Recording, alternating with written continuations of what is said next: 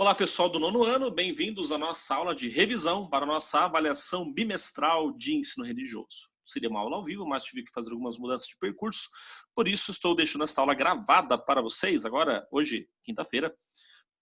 Amanhã nossa prova, nossa avaliação, prova não, né? Nossa aula vai ao ar amanhã, a partir das 10h35 aí para vocês, ok? Bom, vamos lá então. Vou compartilhar com vocês aqui o que vai ser o conteúdo da prova. Lembrando que, como é uma videoaula, então ela vai ser um pouco mais rápida, tá? E aí, se vocês tiverem dificuldades ou dúvidas depois da revisão, podem procurar no WhatsApp que eu ajudo vocês a tirarem as dúvidas. Vamos lá. Bom, aqui estão os conteúdos da nossa avaliação. Atitudes diante do transcendente, contemplação e meditação, oblação e sharia, viver e morrer nas tradições religiosas, sepulturas no Egito, Grécia e Roma. Primeiro, atitude diante do transcendente. O que nós entendemos como transcendente? O termo transcendente é usado para se referir a uma realidade sobrenatural, isto é, se aplica às concepções de Deus, sagrado, divino, etc., santo, paraíso, tudo isso e um pouco mais. Então, falamos do transcendente, falamos de uma realidade sobrenatural, tá? Se fosse imanente, seria o nosso natural da vida. Agora, transcendente, transcendental, é tudo aquilo que é sobrenatural. E o que são as atitudes diante do transcendente? São todas as ações, atitudes que temos de relacionamento com aquilo que é sagrado. Por exemplo, oração, celebração, conversão, meditação, contemplação e etc. São todas essas atitudes, né? No Oriente, de uma forma um pouco diferente, no Ocidente, de outras formas, e cada religião também colocando de sua forma. Mas a maneira como você se relaciona com o transcendente, com Deus, com deuses, a maneira que você quiser chamar, com, né, Deus, deuses, Yahvé, Alá, orixás, a forma como você quiser chamar, né, Jeová, a forma como você der esse nome para a entidade divina sagrada, a sua relação com essa entidade divina já é uma relação com o transcendente, ok? Vejam só, as tradições religiosas têm valiosos ensinamentos que auxiliam o desenvolvimento integral e espiritual dos indivíduos. A meditação e a contemplação são duas dessas riquezas presentes nas religiões e sua prática pode variar de tradição para tradição. Vejamos. Meditação. O que é meditação? A meditação é um caminho de peregrinação silenciosa, de simplicidade e quietude. Deve existir um silêncio interior e exterior. Primeiro passo para a meditação. A meditação, a gente pensa que é algo relacionado a yoga, a religiões orientais, mas ela é presente em todas as religiões e também fora de um contexto religioso. A meditação também é feita do ponto de vista meramente humano, né? As pessoas fazem também. Então, é um caminho de silêncio. Você não vai conseguir meditar se você ficar falando o tempo todo. Tem gente que senta para meditar, vão dar 2 minutos já está conversando e tagarelando e perguntando e criticando. Não.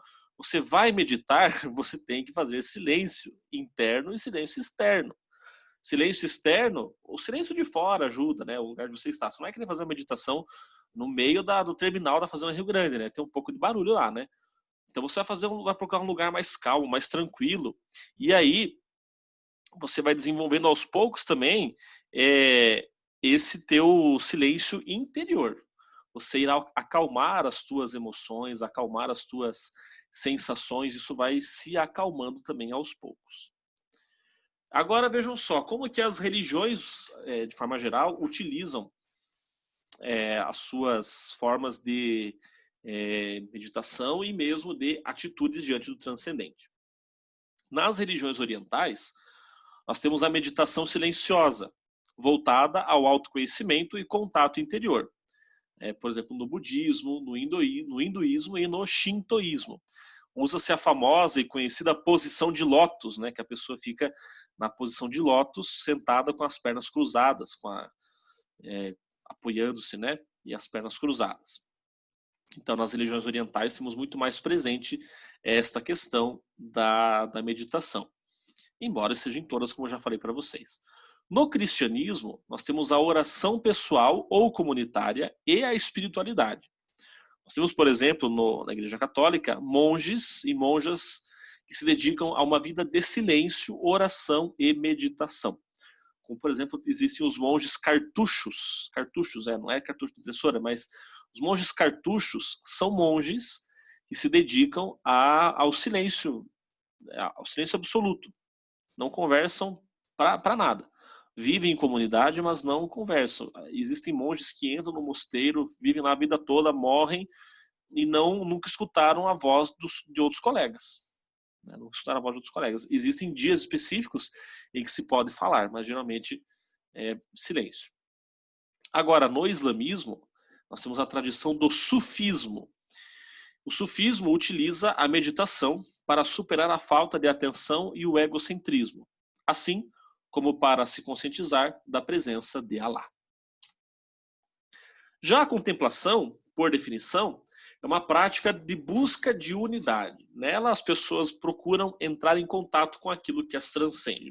Na contemplação, um pouco diferente assim, na contemplação, as pessoas vão buscar uma espécie de momento de se encontrar consigo mesmo e com o outro e com o transcendente. Então, como diz ali para nós o nosso slide, é realmente um momento de transcendência, né? Transcendência e de busca de unidade. Por exemplo, no hinduísmo, as pessoas fazem a contemplação de acordo com as imagens das divindades. Estão diante das imagens lá de Brahma, de Shiva, de Vishnu, e fazem as suas contemplações diante dessas imagens, na esperança, né, na intenção de absorver dessas divindades um pouco de suas virtudes para aplicar em suas vidas. Então, a própria meditação e também a contemplação é uma forma nas religiões que as pessoas encontram de melhorar sua própria forma de vida, né, de melhorar sua própria forma de agir enquanto pessoa, tá? Bom, para todas as religiões, contemplar uma divindade significa estar em sua presença, como se, ao mesmo tempo em que se observa, fosse observado por ela. No budismo, contemplar é trazer à mente aquilo sobre o que se pretende meditar. Há uma concepção que entende que meditar é olhar para dentro da própria mente. Na outra escola que eu trabalho, eu conduzo com os alunos alguns momentos assim de meditação, até mesmo de contemplação, e aí eu digo para eles assim: pessoal, vamos agora fechar os olhos. Fechem os olhos. Quando a gente fecha os olhos para o lado de fora, nós abrimos os olhos para o lado de dentro, né, para o interior, para a nossa alma. O próprio filósofo psicólogo Jung já dizia, né, quem olha para fora sonha, quem olha para dentro desperta. Então nós olhamos para dentro de nós mesmos, para dentro do nosso interior, para o nosso inconsciente, e aí nós vamos encontrando respostas para a nossa própria vida também. No cristianismo, contemplar é uma amorosa, simples e permanente atenção do espírito às coisas divinas. Nesta ideia de contemplação, uma luz superior ilumina os indivíduos por meio das verdades contempladas. Agora, no judaísmo, uma das formas básicas, né, e fundamentais de atitude diante do transcendente é a chamada oblação. Oblação é a tradição judaica que significa oferenda. Oferecer algo como parte da colheita, dos frutos ou o próprio sacrifício de animais. Tudo deveria ser consagrado a Deus, sobretudo os primogênitos, tanto de humanos quanto de animais. Então, por um tempo, no judaísmo antigo, mais clássico, as pessoas tinham que sacrificar os próprios filhos. Os filhos mais velhos eram sacrificados em honra ao Senhor Deus. E eu me daria bem, porque eu sou filho mais novo, né? Quem é mais velho se ferrou. Os filhos mais velhos seriam sacrificados. Depois, o próprio Deus mudou esse sacrifício para sacrifício de animais. Então, lá, um sacrifício de um cordeiro, de uma ovelha, né? De animais assim. O povo de Israel fez uma releitura deste preceito bíblico e aí passou a oferecer um sacrifício de um animal no lugar do filho primogênito. Os cristãos herdaram dos judeus esta atitude oblativa. Oblativa vem de oblação, significa oferenda, né? Oferta, oblatas. O auge da entrega no cristianismo acontece com a morte de Jesus Cristo na cruz. No islamismo, está fundamentada a sua relação com o transcendente através da sua submissão às leis. Então, os islâmicos, os muçulmanos, têm a sua relação, a sua atitude com o transcendente a partir da sua submissão às leis, a sua obediência às leis, na busca da paz. Tanto que a palavra Islã vem de Salam, que quer dizer paz, né? Religião da paz. O muçulmano pode ter a consciência tranquila e cultivar a paz verdadeira se for submisso à vontade de Alá. Sharia, né? A palavra Sharia, é o caminho de obediência que todo muçulmano deve percorrer. Ao longo da vida, o islâmico percorre um caminho de obediência a Alá, que a gente chama de Sharia. Ok? E aí nós encerramos esse primeiro tópico sobre essas atitudes de transcendente. Vamos para o outro tópico, que é sobre vida e morte nas concepções religiosas, né?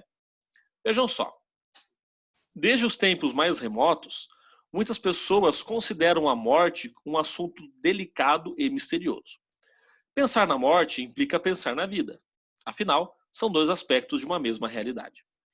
Ainda que a ciência busque teorias para explicar a origem da vida e o que ocorre após a morte, muitas pessoas encontram essas respostas em narrativas e crenças religiosas. Então, há uma reflexão que já é muito antiga.